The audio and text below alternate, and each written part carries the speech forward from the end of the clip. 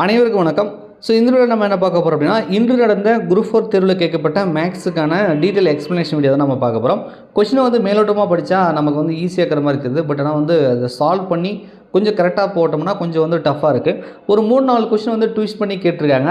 மேலோட்டமாக பார்க்கும்போது நம்மளே கன்ஃபியூஷன் பண்ணியிருக்கோம். இப்போ HCFனா HCF கொடுக்காம H, C, F போட்டிருக்காங்க.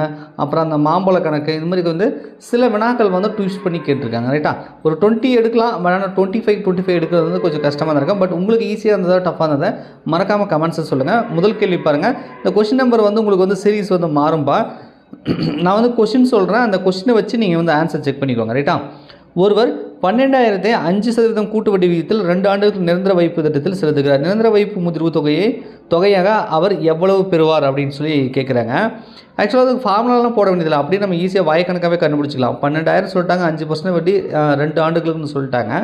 அப்போ ஃபஸ்ட்டு வருஷத்துக்கு பார்த்தீங்கன்னா இந்த 12,000லேருந்து 5% எவ்வளோ? 10% 1,200. அப்போ 5%னா 600. அப்போ முதல் வருடத்துக்கு அவங்களுக்கு 12,600 கிடச்சிருக்கும். ஆனால் 2 வருஷன்றாங்க. அப்போ 12,600 இதில் ஒரு 5% அப்படின்னு எடுத்திங்க அப்படின்னா, இதில் 10% 1,260 வருது. அப்போ உங்களுக்கு அதுலேயும் 5% பாதி எடுக்கணும் இல்லையா? அப்போ 630 வருது. அப்போ இந்த 630 அதில் ஆட் பண்ணுங்கள். ரைட்டா, 2வது வருஷத்துக்கு அப்போ தான் முதிர்வு தொகை கிடைக்கும். 0, 3, 6, 12, 2 மீதி 1, 1. அப்போ 13,230 வருது. 13,230 தான் அவருக்கு முதிர்வு தொகையை 2 வருஷத்துக்கு அப்புறம் கிடச்சிருக்கும். அவர் அந்த கூட்டு வட்டி விகிதத்தில் நிரந்தர வைப்பு தொகை வச்சுருந்தார் அப்படின்னா. சி ஆப்ஷன் சரியாக இருக்குது. அடுத்தது பாருங்கள், ஆல்பபெட் சீரீஸ் பற்றி கேட்டிருக்காங்க. அங்கே பாருங்கள், இது பார்க்குறதுக்கு நமக்கு HCF மாதிரி தெரியுது. ஆனால் பார்த்தீங்கன்னா H, C, Fன்னு போட்டிருக்காங்க. இது ஆல்பபெட்டோட சீரீஸ் தான். ரைட்டா, இப்போ ஏனா 1, பீனா 2, சீனா 3, டீனா 4 சொல்கிறோம்ல, அந்த வரிசையில் கொடுத்துருக்காங்க. இப்போ Hக்கும் Cக்கும் Fக்கும் அந்த ஆல்பபெட் சீரீஸில் என்ன நம்பர் வருதுன்னு பார்த்தா, Hக்கு 8 வருது, Cக்கு 3 வருது, Fக்கு 6 வருது. இப்போ இதுக்கு LCM கண்டுபிடிக்கணும். அப்போ 836க்கு LCM கண்டுபிடிக்கணும். 836 ஒரு 2 போடுங்க. 4, 2, 8. இது 3 அப்படியே தான் வருமா?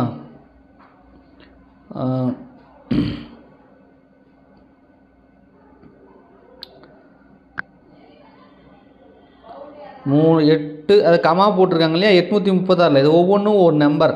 8, 3, 6. அப்போ 6ன்றதை நீங்கள் 3, 2, 6, 3. அதுக்கப்புறம் மறுபடியும் 2 போடுங்க. 2 போடுறத விட 3, 2 வருது இல்லையா? அப்போ 3 போட்டுக்கோங்க. அப்போ தான் ஈஸியாக இருக்கும். அப்போ 4, 1, 1. அதுக்கப்புறம் 2 போடுங்க. அப்போ 2, 1, 1. மறுபடியும் 2 போடுங்க. 1, 1. அப்போ முடிஞ்சிருச்சா? இப்போ என்ன சார் வந்திருக்குன்னா, இங்கே 2, 2, ஒரு 3 இதெல்லாம் வருது இல்லையா? இதெல்லாம் மல்டிபிள் பண்ணிங்க அப்படின்னா உங்களுக்கு என்ன வருது அப்படின்னா 24 அப்படின்னு வருது. 24 அப்படின்னு சொல்லி கிடைக்குது. அப்போ இந்த 8, 3, 6க்கு நம்ம LCM எடுத்தால் நமக்கு 24 அப்படின்னு சொல்லி கிடைக்கிது. 836ன்னு சொல்ல தேவையில்ல, அது கமா போட்டிருக்கிறதுனால நம்ம இதை வச்சுக்கிறோம். ரைட்டா, 24 அப்படின்னு சொல்லி கிடைக்கிது. சரி, இப்போ இவங்க என்ன சொல்ல வராங்கன்னா, இது நம்பரை எனக்கு கொண்டால் HCF மீசிமா எதற்கு சமமல்ன்றாங்க. இப்போ மீசிமா நம்ம கண்டுபிடிச்சோம், 24 வந்துச்சு. எதுக்கு சமமல்ல? இப்போ இவங்க கொடுத்துற 4 ஆப்ஷனில் எது சமமாக வரலன்னு பார்க்கணும். இப்போ எக்ஸோட அந்த நம்ம ஆல்பபெட் வரிசைன்னு பார்த்தீங்கன்னா 24 தான். அப்போ அது கரெக்டாக இருக்குது. E + Sன்னா E 5, 5வது வரும். Sன்னா பார்த்தீங்கன்னா உங்களுக்கு 19 வரும். அப்போ இதை ஆட் பண்ணாலும் 24 வருது.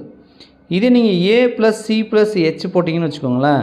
ஏன்றது 1, Cன்றது 3, Hன்றது 8. கூட்டி பார்த்தீங்கன்னா உங்களுக்கு 12 தான் வருது. அப்போ 24 வரல. அப்போ கடைசி ஆப்ஷன் செக் பண்ணிடலாம். ஏனா 1, Cனா 3, Hனா 8. 3, 8, 24. அப்போ இதுவும் 24 கரெக்டாக வருது. அப்போ எல்லாத்துக்குமே 24 வருது. இந்த C ஆப்ஷனுக்கு மட்டும் 12ன்னு வருது. அப்போ இதுதான் சமம் அல்ல அப்படின்னு வருது. A + C + Hன்றது இந்த ரூட்டுக்குள்ளே இது மாதிரிலாம் கொடுத்தாங்க, டாட் கொடுத்தாங்கன்னா நம்ம 5ன்றது ஆன்சராக வரும். 5ன்னு சொன்னாலும் 5⁻1 சொன்னாலும் 1 தான். அப்போ D ஆப்ஷன் சரியாக இருக்கும். இது ரொம்ப ஈஸியான கணக்கு.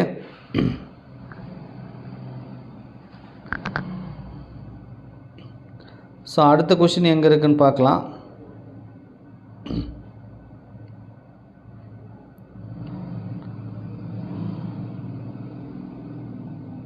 121. அதான் ரமிளா கூறுகையில் எனது மாமனாரான ராமநாதனின் ஒரே மகனான ராமன் ராகவியின் தந்தை ரமணி ராகவியின் சகோதரி என்றால் ரமணி ராமநாதனுக்கு என்ன உறவுன்றாங்க. ஆக்சுவலாக இது வந்து பேத்தின்னு வரும். எப்படி சார் அப்படின்னு கேட்டிங்கன்னா, இந்த ரமீலான்றவங்களாம் ஃபஸ்ட்டு எடுத்துக்கோங்க.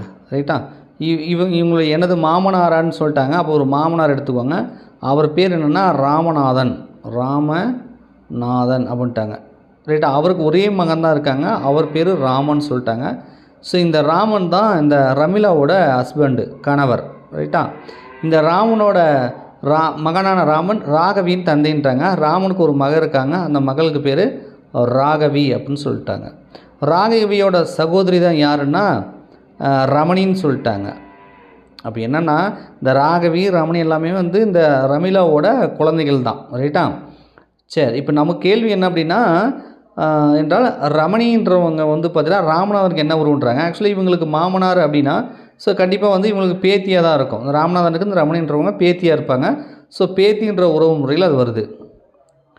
ஸோ அடுத்து பார்க்கலாம். 3 ஆண்கள் 4 பெண்கள் 7 நாட்கள் 3750 சம்பாதிக்கிறேன். 11 ஆண்கள் மற்றும் 13 பெண்கள் சேர்ந்து 8 நாட்களில் 15040 சம்பாதிக்கிறேன் எனில் 7 ஆண்கள் 9 பெண்கள் சேர்ந்து எவ்வளோ நாட்களில் 12400 சம்பாதிப்பேன்றாங்க. இது ஒரு அல்ஜிபிரிக் ஈக்குவேஷனாக போட்டிங்கன்னா தான் உங்களுக்கு வரும். ரைட்டா? அப்போ பாருங்க, சும்மா அப்படி வச்சுக்கோங்க. 3m அல்லது xy அப்படின்னு எப்படிலாம் வச்சுக்கலாம்.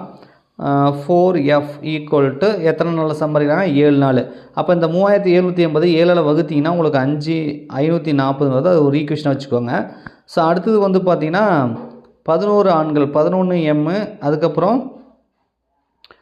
13f ஈக்குவல் டு இந்த 15040 இது வந்து 8 நாட்கள் கொடுத்துருக்காங்க. அப்போ 8ஆல் வகுத்துருங்க. 8ஆல் வகுத்திங்கன்னா 1880 வருது. ரைட்டா? சரி, இப்போ 2 ஈக்குவேஷன் வந்ததுனால நம்ம என்ன பண்ணலாம், 2த்தையும் சால்வ் பண்ணலாம். இந்த 3 இது கூட கிராஸ் மல்டிப்ளிகேஷன் பண்ணி இந்த 11 இதுக்கு பண்ணால் ஈக்குவல் பண்ணி எம்மை கேன்சல் பண்ணிவிட்டு எஃப்ஐ மட்டும் கண்டுபிடிக்கலாம்.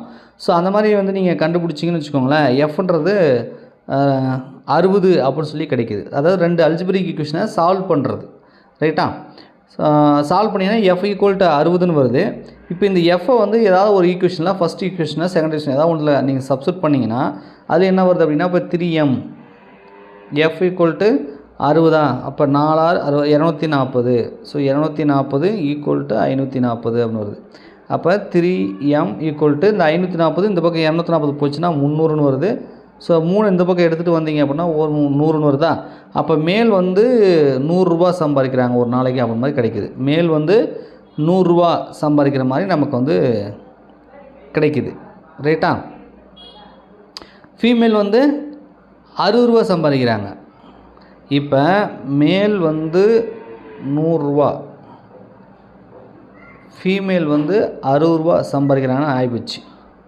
இப்போ இதில் 7 ஆண்கள் அப்படின்னு போட்டிருக்காங்களா. அப்போ ஒரு ஆள் வந்து 100 ரூபா சம்பாதிக்கிறாங்க. 7 ஆளுக்கு 700 ரூபா. இதே ஃபீமேலுக்கு வந்து 60 ரூபா. 9 பெண்கள் போட்டிருக்காங்களா. ஸோ 9,54 அப்போ 540 ரூபா. அப்போ இது ரெண்டுத்தையும் கூட்டினீங்கன்னா உங்களுக்கு வந்து 1240 ரூபா. அப்போ ஒரு நாளைக்கு வந்து இவங்க 1240 ரூபா சம்பாதிக்கிறாங்க. ஒட்டுமொத்தமாக இவங்க சொல்கிறது 12400. அப்போ இதில் எத்தனை நாட்கள் வரும் அப்படின்னா 12400 டிவைடட் பை 1240 அடிச்சிங்கன்னா 1 ஒரு 0 அப்போ 10ன்னு வருது. ஸோ 10 நாளில் சம்பாதிச்சிருவாங்க. 10 நாட்கள் அப்படின்னு சொல்லி நமக்கு வந்து கிடைக்குது. ஸோ அல்ஜிபிரிக் ஈக்குவேஷன் மட்டும் சால்வ் பண்ணி நான் போடலை, நீங்கள் வந்து ஒர்க் அவுட் பண்ணி பாருங்கள். ஒன்றும் இல்லை, அந்த 3 வந்து 14 பெருக்குங்க, 11ன்றதை 3 பெருக்கி அப்படியே அந்த ஈக்குவேஷன் ஃபுல்லாகவே பெருக்கி சால்வ் பண்ணுங்கள். வேறு ஒன்றுமே கிடையாது. ஸோ அடுத்தது கொஷின் எங்கே வருதுன்னு பார்க்கலாம்.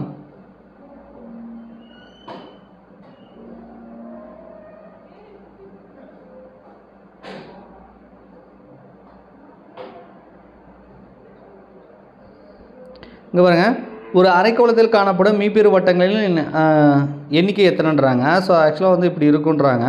ஸோ அப்படி போடும்போது இந்த மேலே இருக்குது பார்த்தீங்களா, அந்த சர்க்கிள் மட்டும் தான் பெருசாக இருக்கும். மீப்பெரு பெருசுன்னு சொல்லிட்டாங்க.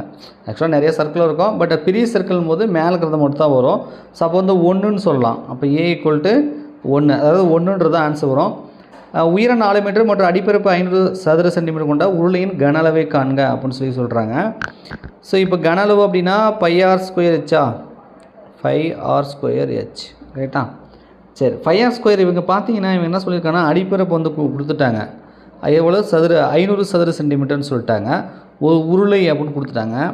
ஸோ இப்போ பார்த்தீங்கன்னா அந்த 5r² வேல்யூ அப்படியே நம்ம சப்ஸ்டியூட் பண்ணிக்கலாம். 500 அப்படின்னு போட்டுக்கலாம். உயரமும் 4ன்னு கொடுத்துட்டாங்க, அதை அப்படியே மல்டிபிள் பண்ணால் போதும்.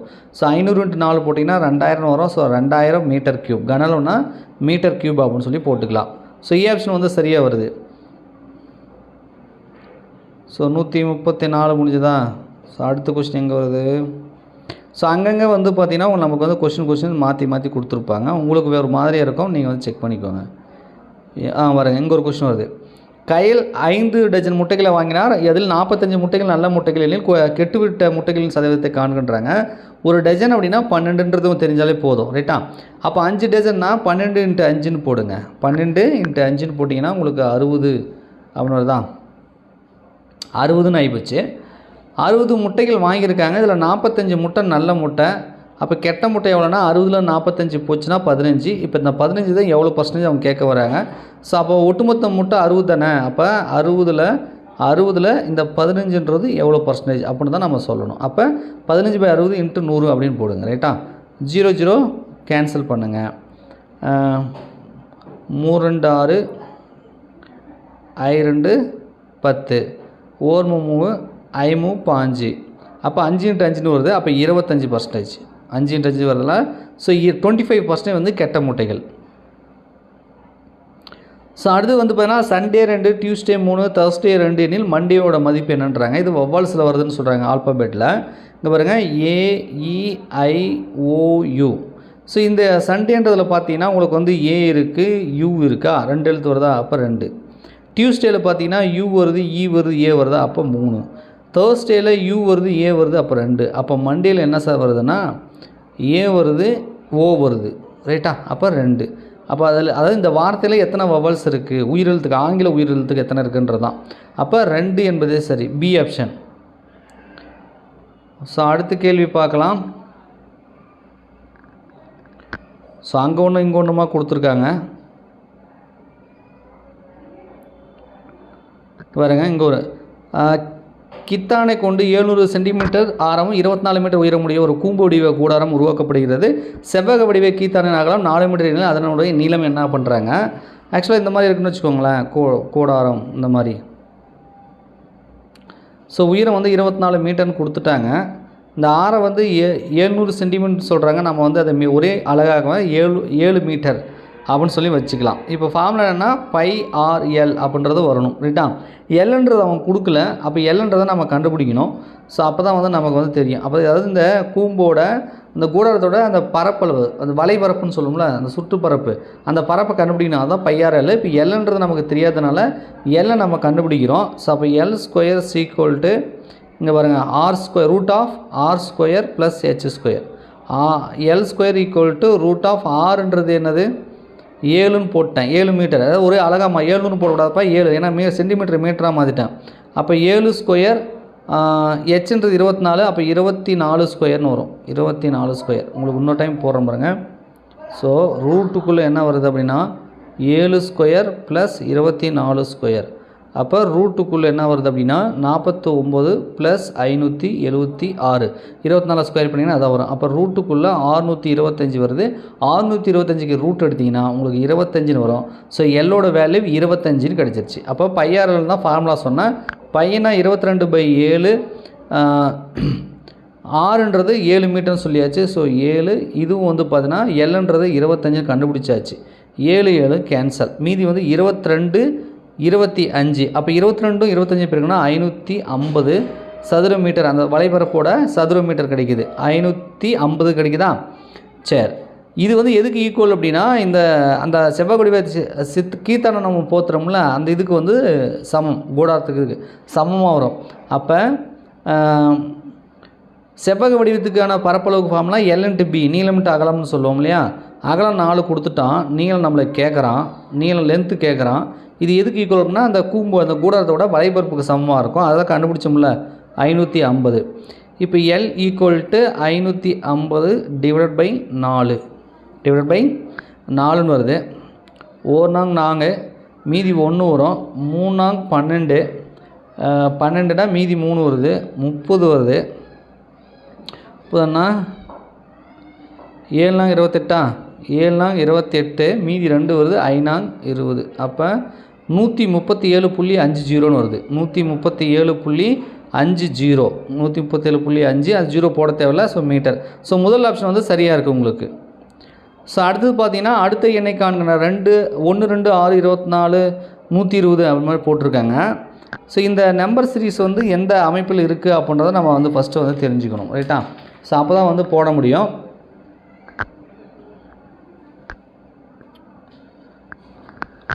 இங்கே பாருங்கள், இது 2ஓட மல்டிபிள் பண்ண மாதிரி தெரியுது. ரைட்டா? இங்கே 2 6 இது 4 4 24 24 இன்ட்டு 5 பெருக்கிற மாதிரி தெரியுது. அப்போ 120 கூட கண்டிப்பாக அவங்க 6 தான் மல்டிபிள் பண்ணியிருப்பாங்க. ஸோ அப்போ 120 இன்ட்டு 6 போட்டிங்கன்னா 0 2 6 12 2 மீதி 1 1 6 6 6 1 7 அப்போ 720. ஸோ அடுத்த கொஸ்டின் மார்க் இடத்துல வரக்கூடிய நம்பர் வந்து 720. பெருக்கிறது 2 3 4 5 6ன்னு அந்த நம்பரை அப்படியே பெருக்கிட்டு போயிருக்காங்க. அவ்வளோதான். ஒரு ஈக்குவேஷன் கொடுத்துருக்காங்க. இங்கே பாருங்கள், 3x + 4y = 4x + 6y = 22 32 x = yன்றது என்னன்றாங்க.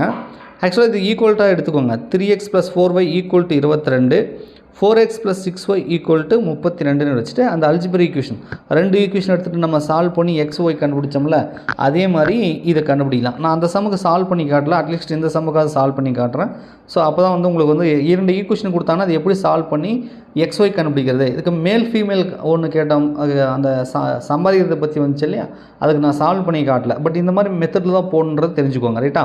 எப்படின்னா இப்போ 3x + 4y = 22 அதே 4x + 6y = 32 இது 2 ஈக்குவேஷன் இது சால்வ் பண்ணி xy கண்டுபிடிக்கணும். அவ்வளோதான் கான்செப்ட்.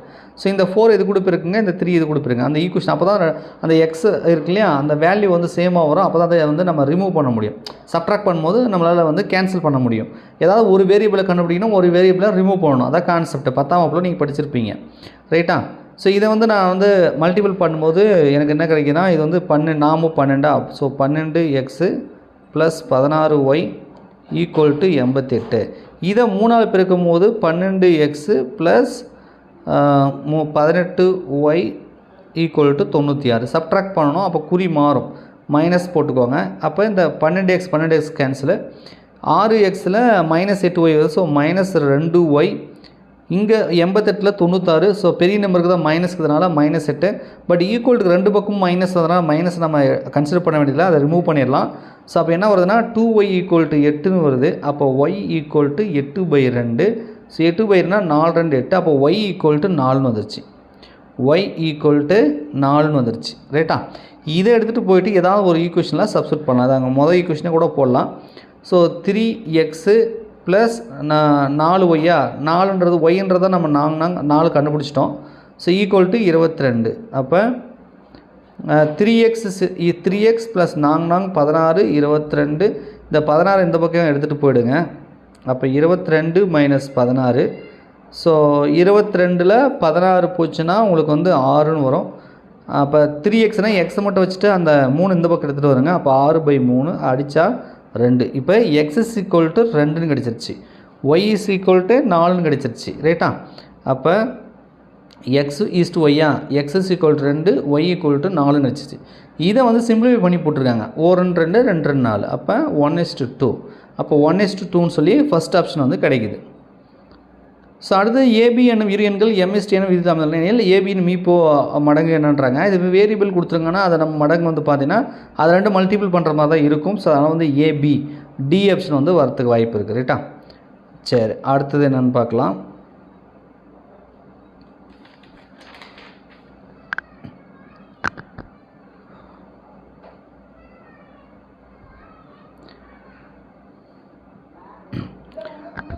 ஸோ எல்சிஎம் ஹெச்சிஎஸ்ஸை பேஸ் பண்ணி நிறைய சம் கேட்டிருக்காங்கப்பா.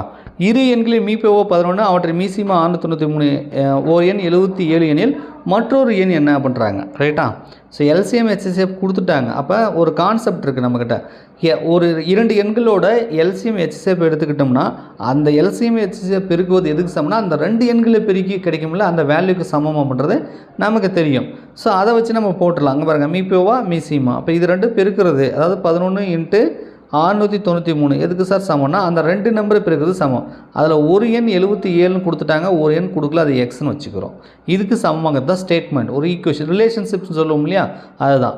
இப்போ எக்ஸோட வேல்யூ தான் வேணும், இந்த 77 இந்த பக்கம் எடுத்துகிட்டு வந்துடுங்க, அது பெருக்கில் இந்த பக்கம் வந்தால் வகுத்தில் வந்துடும். இப்போ அடித்து பாருங்கள், 11 11 7 11 77. இப்போ 693 டிவைட் பை 7ன்னு இருக்கும். ஸோ இதை வந்து அடித்து பாருங்கள், ரைட்டா. ஸோ 9 7 63 63 வந்தால் மீதி 6 வரும், இங்கே ஒரு 3 இருக்குது, மறுபடியும் 63 வருது. அப்போ 9 7 63, அப்போ 99 அப்படின்னு சொல்லி வருது. ஸோ 99 அப்படின்றதான் இதுக்கான விடை. மற்றொரு எண் வந்து 99. ஸோ அடுத்தது, ஒரு வியாபாரி 2 வகையான எண்ணெய்களை முறையே 120 180 லிட்டர் என இரு கலங்களில் வைத்துள்ள சமளவு கொண்ட கலனில் இந்த 2 எண்ணெய்கள் நிரப்பி விற்க விரும்பினார். கலன் கொள்ளும் அதிகபட்ச கொள்ளளவு என்ன அப்படின்னு சொல்லி வந்து கேட்குறாங்க. ஸோ இதுக்கு வந்து பார்த்திங்கன்னா இந்த மாதிரி எடுத்துக்கோங்க, 120 இது 180 எல்சிஎம் எடுத்துக்கலாம். ஸோ எடுத்திங்கன்னா உங்களுக்கு வந்து 120 3 எடுத்துக்கோங்க, 4 12 ஒரு 0 40, மறுபடியும் வந்து நீங்கள் 5 போடலாம். ஸோ 8 5 40, மறுபடியும் 2 போடலாம், 4 2 8, மறுபடியும் 2 போடலாம். ஸோ 2 2 4, மறுபடியும் 2 போட்டால் 1 3 5 3 222 வருதா. அதே மாதிரி இதுக்கு பாருங்கள், 180 கிடுங்க, 3 6 18 60. ஸோ மறுபடியும் 3 எடுங்க, 2 3 6 ஒரு 0. ஸோ 10 வருது. ஸோ 20 வருது, 20 வருதுனால 2 எடுத்துக்கலாம், 2 20. ஸோ அடுத்தது 5 எடுக்கலாம், 5 எடுத்தால் 2 5 10 முடிஞ்சு போச்சா. ஸோ இப்போ இதில் என்னென்ன காமனாக இருக்குது, பேராக இருக்குதுன்னு மட்டும் பாருங்கள், ரைட்டா. இங்கே உங்களுக்கு பேராக இருக்கிறது பார்த்தீங்கன்னா இங்கே ஒரு 2 இருக்குது, இங்கே ஒரு 2 இருக்குது. ஸோ இங்கே ஒரு 2 இருக்குது, இங்கே ஒரு 2 இருக்குது. அடுத்தது இங்கே ஒரு 3 இருக்குது, இங்கே ஒரு 3 இருக்குது, இங்கே ஒரு 5 இருக்குது, இங்கே ஒரு 5 இருக்குது, ரைட்டா. அப்போ அதை மட்டும், அந்த பேராக்கிறத மட்டும் எடுத்து பெருக்கிடுங்க, ரைட்டா. ஸோ பாருங்கள், 2 2 3 5 இதானே பேராச்சு, ரைட். 2 2 4 3 5 15. அப்போ 4 15 60 அப்படின்னு சொல்லி கிடைக்கிது. 4 15 60 அப்படின்னு வருது. ஸோ அப்போ 60 லிட்டர், 60 லிட்டர். சி ஆப்ஷன் வந்து சரியாக இருக்கும். விக்னேஷ் 2 ஆண்டுகளுக்கு 4% வட்டி விகிதத்தில் 10,000 கடனாக பெற்றார். இந்த பணத்தை சஞ்சயிடம் 2 ஆண்டுகளுக்கு 6% வட்டி விகிதத்தில் கடனாக கொடுத்தார். இந்த பரிமாற்றத்தில் அவர் கிடைத்த ஒரு ஆண்டின் லாபம் என்ன, ஓராண்டுக்கு எவ்வளோ லாபம் கிடைச்சிருக்கு அப்படின்னு சொல்லி வந்து கேட்குறாங்க. ஸோ இப்போ என்ன பண்ணலாம் அப்படின்னா, 2 ஆண்டுகளுக்கு 4% வட்டி விகிதத்தில் அவர் வந்து கடனாக வாங்குறாரு. அப்போ முதல்ல அவருக்கு எவ்வளோ வட்டி வரும் அப்படின்றத தெரிஞ்சுக்கலாம், ரைட்டா. ஸோ 10,000 2 வருஷம் 4% வட்டி. இதை அப்படியே சிம்பிளை பண்ணி பாருங்கள், 0 0 கேன்சல், ரைட்டா. 4 2 8 8 × 100 போட்டிங்கன்னா 800. அப்போ அவருக்கு வட்டி வந்து 800 வருது. ஆனால் விவரம் என்ன பண்ணுறாருன்னா, 4% வாங்கிட்டு 6% இன்னொருத்தருக்கு கொடுக்குறாரு கடனா. அப்போ அவருக்கு 6% வட்டி விதியில் என்ன கிடைக்குன்னு பார்க்கணும். அப்போ 10,000 2 ஆண்டுகள் 6% வட்டி, ரைட்டா. இதை சிம்பிளை பண்ணணும், 2 0 கேன்சல், 6 2 12 12 × 100 1200.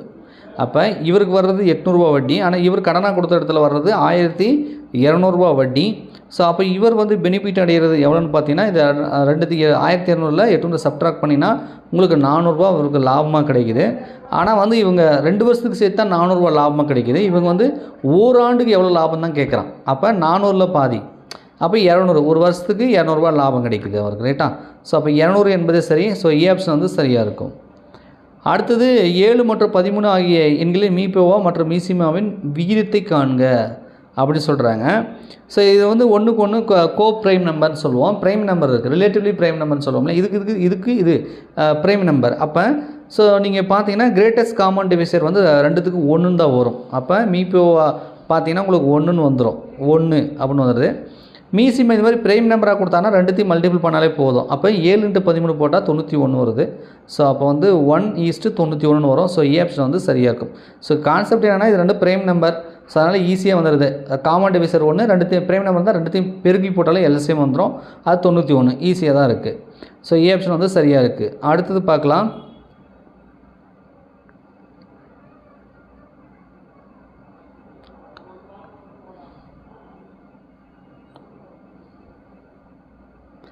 ஸோ இது பாருங்கள், x is to y equal to 2:1 சொல்லிட்டாங்க. அப்போ நம்ம என்ன பண்ணலாம், இதில் எக்ஸ் இஸ் ஈக்குவல் டு 2 எடுத்துக்கலாம், ஒய் இஸ் ஈக்குவல் டு 1 எடுத்துக்கலாம்.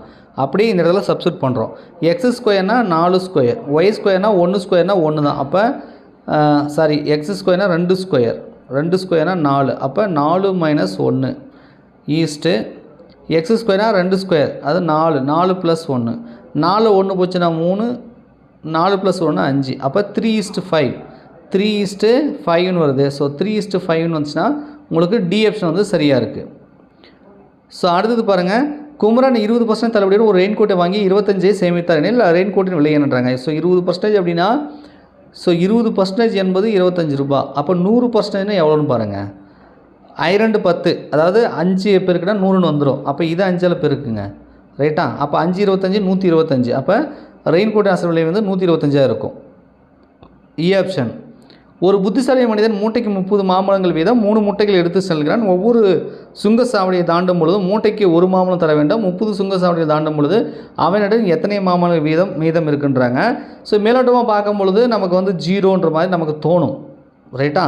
ஆனால் இந்த கொஷனில் ஏதோ புத்திசாலி மனுஷன் சொல்லிட்டாங்களாமா. அதனால் இவன் விவரமாக நமக்கு 0னா ஒன்றுமே இருக்காது. டோல்கேட்டை தாண்டும் போது நம்மக்கிட்ட மாம்பழமே இருக்காது. அப்புறம் எப்படி நம்ம பிஸ்னஸ் பண்ணுறது, எப்படி எடுத்துகிட்டு போகிறது? ஸோ அதனால் இவன் விவரமாக ஏதோ ஒரு பிரெயினை யூஸ் பண்ணி பண்ணுறானா.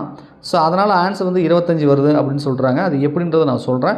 இந்த கணக்கு அப்படியே நெட்டில் போட்டிங்கன்னா வருது. மாம்பழத்துக்கு பதிலாக எனக்கு தெரிஞ்சு கோகோனட், தேங்காய் மூட்டை அப்படின்ற மாதிரி இன்டர்நெட்டில் கிடைக்குது. ஸோ அதுதான் இவங்க டிஎன்பிசிக்காரன் தேங்காய்னு கொடுத்தா எங்கே காப்பி அடிச்சு கொடுத்துட்டாங்கன்னு நினைப்பாங்கன்னு தேங்காய்க்கு பதிலாக மாங்காய் அப்படின்னு போட்டு கொஷினை மாற்றி கொடுத்துருக்காங்க. ஆன்சர் வந்து 25. சரி, எப்படின்னு நான் சொல்லவா? புரியுதான்னு பாருங்கள். புரியலாம் கமெண்ட்ஸில் கேளுங்க, ஓகேங்களா? ஸோ எனக்கு தெரிஞ்ச விதத்தில் நான் சொல்கிறேன். இப்போ 3 பை வச்சுருக்கான். ஒரு பை, இன்னொரு பை, இன்னொரு பை. இதில் 30, இதில் 30, இதுலேயுமே 30, ரைட்டா? ஒவ்வொரு டோல்கேட்டை தாண்டும் போதும் அவன் 3 பையிலேருந்துமே ஒவ்வொரு மாம்பழம் தரணும், ரைட்டா? அதான் கான்செப்ட். மொத்தம் எத்தனை சுங்கசாவடி இருக்குது? மொத்தம் 30 சுங்கசாவடி இருக்குது. இது இங்கே போடணும், கன்ஃபியூஸ் ஆகிடும், மேலே போட்டுக்கலாம். மொத்தம் 30 இருக்குது. ஸோ ஒவ்வொன்றுலேயும் ஒவ்வொன்று எடுத்தானா 30 அந்த டோல்கேட்டை தாண்டும் பொழுது அவன் பேக்கில் ஒன்றுமே இருக்காது, அது 0ன்னு இருக்கும். பட் ஆனால் அந்த கான்செப்ட் அப்படி இல்லை. அவன் என்ன பண்ணுறான் விவரம் அப்படின்னா, ஃபஸ்ட்டு ஒரு 10 டோல்கேட்டுக்கு என்ன பண்ணுறான் அப்படின்னா, ஒவ்வொரு பையில் 3 கொடுக்கறதுக்கு பதிலாக ஒரே பையிலேருந்து 3 கொடுத்துட்றான். ஒரு பையிலே உனக்கு தேவை 3 மாம்பழம், அதை 3 பையில் எடுத்து கொடுத்தா என்ன, ஒரே பையில் எடுத்து கொடுத்தா என்ன? ஸோ டோல்கேட்டுக்காரனுக்கு வந்து 3 மாம்பழம் கொடுக்கணும் தான் கணக்கு வழியாக, அதை 3 பையில் எடுத்து கொடுத்தா என்ன, ஒரே பையில் எடுத்து கொடுத்தா என்ன அப்படின்றதுலாம் அவனுக்கு தேவையில்லாது. ஸோ அவன் என்ன பண்ணுறான் வேறமாக ஒரே பையிலேருந்து 3 மாம்பழத்தை ஃபஸ்ட்டு டோல்கேட், 2வது டோல்கேட்டு, இப்படியே வந்து ஒரு 10 டோல்கேட்டை 10 டோல்கேட்டுக்கு 3 கொடுத்துட்றான். So bike 30. அப்போ 10 டோல்கேட் அவன் தாண்டும் பொழுது ஒரு பை தீர்ந்து போச்சு. 30 மாம்பழம் கொடுத்துட்டான். கணக்குப்படி 3 பைக்கு 3 கொடுத்துட்டான். 11வது டோல்கேட் வரும்போது அவங்ககிட்ட 2 பை இருக்குது. ஸோ 30 60 மாம்பழம் இப்போ இருக்குது. இப்போ அவன் கையில் வந்து 2 பேக்கு தான் இருக்குது. ஸோ இப்போ டோல்கேட் ரூல்ஸ் படி பார்த்தீங்கன்னா அவன் 2 மாம்பழம் தான் அவன் கொடுக்கணும். 2 மாம்பழம் தான் கொடுக்கணும். இப்போ என்ன பண்ணுறான் அப்படின்னா, 15 டோல்கேட், அடுத்த 10 டோல்கேட் கடந்து வந்துட்டான். இன்னொரு 15 டோல்கேட், அப்போ 25வது டோல்கேட்னு வச்சுக்கோங்களேன். 10 வந்துட்டான், இன்னொரு 15, அப்போ 25. அது வரைக்கும் என்ன பண்ணுறான் அப்படின்னா, ஒவ்வொன்றுலேயும் ஒவ்வொன்றா கொடுக்குறான். அப்போ இதில் 15 போயிடும், இதுலேயும் 15 போயிடும். ஒவ்வொரு பையிலும் ஒவ்வொன்றா கொடுக்குறான். 15 டோல்கேட்டை கிராஸ் பண்ணுறான். அப்போ மீதி வந்து இதில் ஒரு பையில் 15 இருக்கும், இதில் ஒரு 15 இருக்கும். இப்போ அவன் டோல்கேட்டை கிராஸ் பண்ணதை ஒட்டு மொத்தமாக 25 டோல்கேட்டை கிராஸ் பண்ணிட்டான். இன்னும் 5 டோல்கேட் இருக்குது. அவங்ககிட்ட மொத்தமாக 30 மாம்பழம் இருக்குது. ஒவ்வொரு பையிலும் 15 இருக்குது. இப்போ அவன் என்ன யோசிக்கிறான் அப்படின்னா, 2 பை இது 8 தானடா, நீ 2 மாம்பழம் கேட்குற டோல்கேட்காரா? நான் என்ன பண்ணுறேன்னா, ஒரு பையில் 30 மாம்பழம் போடலாம் இல்லையா? இப்போ இந்த 2 பையில் எடுத்து ஒரே பையில் கொட்டிக்கிறான், எடுத்து ஷிஃப்ட் பண்ணிக்கிறான். அப்போ இவன் என்ன, 2 இதில் 15 இதில் 15, இப்போ கையில் ஒரே 15ஆக மாறுது. சரி, ஒரே பையன் ஒரு சாக்கு பையன் மாறுது. அப்போ 15ன்றது ஒரே பையில் 30 வச்சுக்கிறான். இப்போ இவன் டோட்டலாக 25 டோல்கேட்டை தாண்டிட்டான். இப்போ இவன் கையில் ஒரு பை தான் இருக்குது. அப்போ ரூல்ஸ் படி பார்த்திங்கன்னா ஒரு சாக்கு பைக்கு ஒரு மாம்பழம் தானே அவன் கொடுக்கணும். அப்போ இதுக்கப்புறங்கிற 5 டோல்கேட்டுக்கு அவன் 5 மாம்பழத்தை கொடுத்துட்டு கிராஸ் பண்ணிட்டு போயிடுவான். அப்போ 30லேருந்து ஒவ்வொன்றா கொடுத்தான்னா 5 போச்சுன்னா மீதி 25 இருக்கும். ஸோ கடைசியில் அந்த 30 டோல்கேட்டை கிராஸ் பண்ணிவிட்டு கடைசியில் அவங்ககிட்ட எவ்வளோக்குன்னா 25 மாம்பழம் இருக்கும். இதுதான் வந்து கான்செப்ட். உங்களுக்கு புரிஞ்சிருக்குன்னு நம்புகிறேன். அப்படி தான் வந்து சொல்கிறாங்க, ரைட்டா? சரி, டிஎன்பிசிக்காரன் என்ன சொல்கிறாங்களா, இந்த புத்திசாலி அப்படின்னு சொன்னதுனால இந்த விஷயம் இல்லை அப்படின்னா 0. 24 மீட்டர் நீளம் 18 மீட்டர் அகலமும் 16 மீட்டர் உயரமும் உள்ள அறையில் வைக்க முடிந்த மிகப்பெரிய கம்பி நீளம்ன்றாங்க. ஸோ ஒன்றும் இல்லை, நம்ம வந்து ஒரு இதுக்கு அப்படியே நம்ம ஸ்கொயர் பண்ணி ரூட் எடுத்துடலாம். ரைட்டா? ஸோ ஒன்றும் இல்லை, இங்கே பாருங்கள், 24 ஸ்கொயர் 18 ஸ்கொயர் 16 ஸ்கொயர் அப்படியே ரூட் எடுத்துருங்க. ரைட்டா?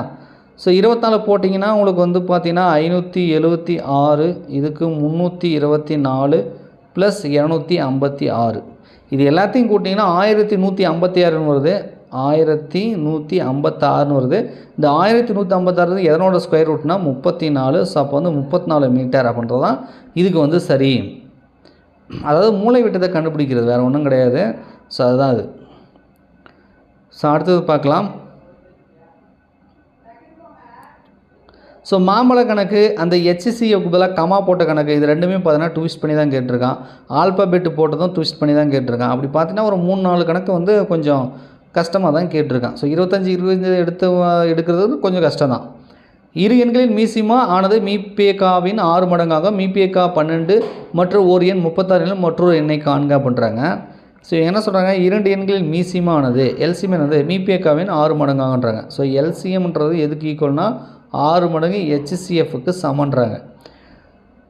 மீபேக்காவும் கொடுத்துட்டாங்க, 12ன்றதை கொடுத்துட்டான். அப்போ அப்படியே சப்ஸ்டியூட் பண்ணுங்கள். அப்போ எல்சிஎம் = 6 × 12, 6 × 12, 6 × 12 போட்டால் 72.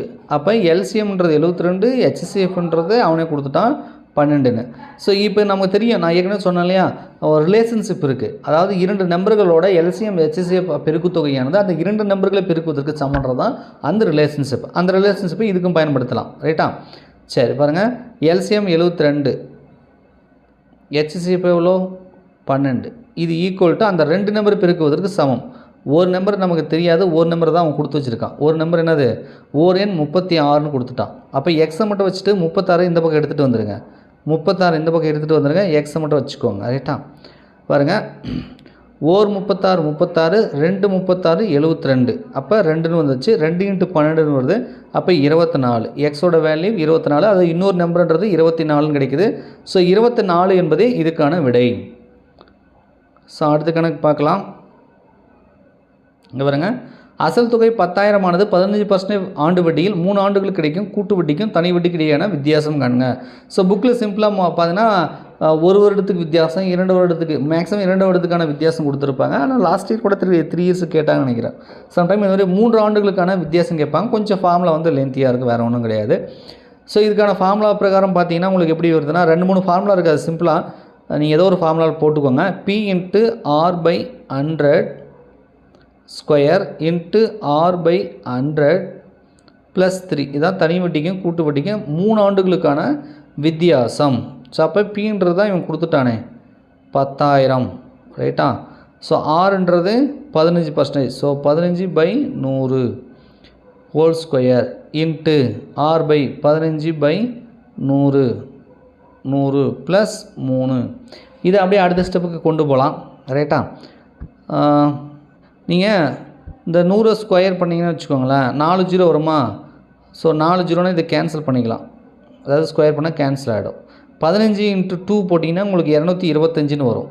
அப்போ அடுத்த ஸ்டெப்பில் 225 இன்ட்டு, ஸோ இந்த பக்கம் 15 /100 + 3ன்னு போட்டிருந்தோம் இல்லையா, இதை வந்து கிராஸ் மல்டிப்ளிகேஷன் பண்ணி சிம்பிளிஃபை பண்ணின்னு வச்சுக்கோங்களேன். 100 × 3 போட்டிங்கன்னா 300ன்னு வருமா? 300 + 15 315. ஸோ 315 /100 அப்படின்னு வரும். ரைட்டா? இப்போ 225 × 315 போட்டு அதுக்கப்புறம் வந்து பார்த்தீங்கன்னா ரெண்டும் பெருக்குங்க. ஸோ உங்களுக்கு வந்து பார்த்தீங்கன்னா 70,875 இந்த மாதிரி ஏதாவது வருது. ஸோ /100ன்றதுனால 2 ஸ்தானம் வச்சு புள்ளி வைங்க. அப்படி வச்சிங்கன்னா 708.75 வருது. 708.75ன்றது சி ஆப்ஷனில் கொடுத்துருக்கான். ஸோ சி ஆப்ஷனில் வரது தான் ஆன்சர். ரைட்டா? அந்த ஃபார்முலாவில் சப்ஸ்டிட் பண்ணிங்கன்னா உங்களுக்கு ஆன்சர் வந்துடும். ஒருவர் 2,006% தனி வட்டிக்கு கடன் வாங்குற ஒரு ஆண்டு முடிவில் 1000 திருப்பி செலுத்துகிற எனில் அவர் அக்கடனை 2ஆம் ஆண்டு முடிவில் முழுவதுமாக முடிக்க எவ்வளவு தொகை செலுத்த வேண்டும் அப்படின்னு சொல்கிறாங்க. ஸோ 2000 6% தனி வட்டிக்கு வந்து கடன் வாங்குறாங்க, ஓராண்டு முடிவில் 1000 திருப்பி செலுத்துகிறார் அப்படின்றாங்க. அப்போ 2000க்கு 6% வட்டி எவ்வளோ வருது அப்படின்றத நம்ம கண்டுபிடிச்சிக்கணும். ஸோ கண்டுபிடிச்சிங்க அப்படின்னா 2000 2000 6%. ஒரு 2 ஆண்டுக்கு 2 ஆண்டு முடிவிலா, அப்போ 2 ஆண்டுக்கு எவ்வளோ வட்டின்னு கண்டுபிடிச்சிருங்க. ரைட்டா? 6/100 6% 6/100. அப்போ 2 0 கேன்சல். அப்போ 20 × 6 × 2 2 6 12 12 × 20 அப்படின்னு போட்டிங்கன்னா 240. அப்போ 2 ஆண்டுக்கு வட்டி வந்து பார்த்திங்கன்னா 240. இவர் 1000 ரூபாய் திருப்பி கொடுத்துட்டா சொல்கிறாங்க. ஸோ 1000 ரூபாய் திருப்பி கொடுத்தா மீதி எவ்வளோ இருக்கும்? ஒரு 1000 ரூபாயும் இந்த 240 ரூபாய் இருக்கும். ஸோ 1240 ரூபா அவர் கட்ட வேண்டியது வரும். 1240 ரூபா கட்ட வேண்டியது வரும். So A option. ஸோ இது வந்து சிம்பிளான ஒரு ஃபார்முலா. ஆக்சுவலாக இது ஒன்றும் இல்லை, இதுக்கு அப்படியே ஸ்கொயர் ரூட் எடுத்திங்கன்னா வந்துடும். ரைட்டா? ஸோ 72,900க்கு ஸ்கொயர் ரூட் எடுத்திங்கன்னா உங்களுக்கு என்ன வருது அப்படின்னா அது வந்து 270ஓட ஸ்கொயரு. ரைட்டா? ஸோ அப்போ சி ஆப்ஷன் வரும். இதுக்கான ஃபார்முலா தான் இது. ஆக்சுவலாக இது இந்த இதுக்கு போடுறது. இதுக்கு வந்து கேனா இது கே ஸ்கொயர்னு வரும். அவ்வளோதான். அந்த ரூட் எடுத்தால் அதுக்கு ஆன்சர் வந்துடும் 270. அடுத்தது பாருங்கள், தொடரில் எக்ஸோட ஒய்யோட மதிப்பு காண்க, எக்ஸ் ப்ளஸ் ஒய்யோட மதிப்பு காணுங்கன்றாங்க. இது என்ன பேட்டர்னில் இருக்குது அப்படின்றத ஃபஸ்ட்டு வந்து நம்ம பார்க்கலாம். ஸோ ஃபஸ்ட்டு 2 × 3னா 2 வந்து 1 × 2 1 வந்துருக்கு. ஸோ அடுத்தது பார்த்தீங்கன்னா 2 வருது. டிஃப்ரென்ஸ் பாருங்கள். ஃபஸ்ட்டு 5க்கு 4க்கும் 4 வருது. அப்போ 1 2 4, அதாவது 1 1 2 2 4. அப்போ கண்டிப்பாக 4 2 8 அப்படின்னு சொல்லி வந்திருக்கும். ஸோ அப்போ வந்து 8ம் இந்த 9 அப்படியே ஆட் பண்ணி போட்டிருப்பாங்க. ஸோ 8 9 ஆட் பண்ணால் 17. அப்போ எக்ஸுன்ற இடத்துல 17, இந்த எக்ஸுன்ற இடத்துல 17. ரைட்டா? அப்போ இந்த இதில் 8 வந்திருக்குன்னு நான் சொன்னேன்னா அப்போ 8. அடுத்த ஸ்டெப்பில் 8 2 16, 8 2 16. அப்போ 16 17 எவ்வளோ? 33. ரைட்டா? ஸோ அப்போ 16 அப்படின்னு வந்துருச்சா? அப்போ 16 × 2ன்னு போட்டிருப்பாங்க அடுத்த ஸ்டெப்புக்கு. ரைட்டா? ஸோ 16 × 2ன்னு போட்டிங்கன்னா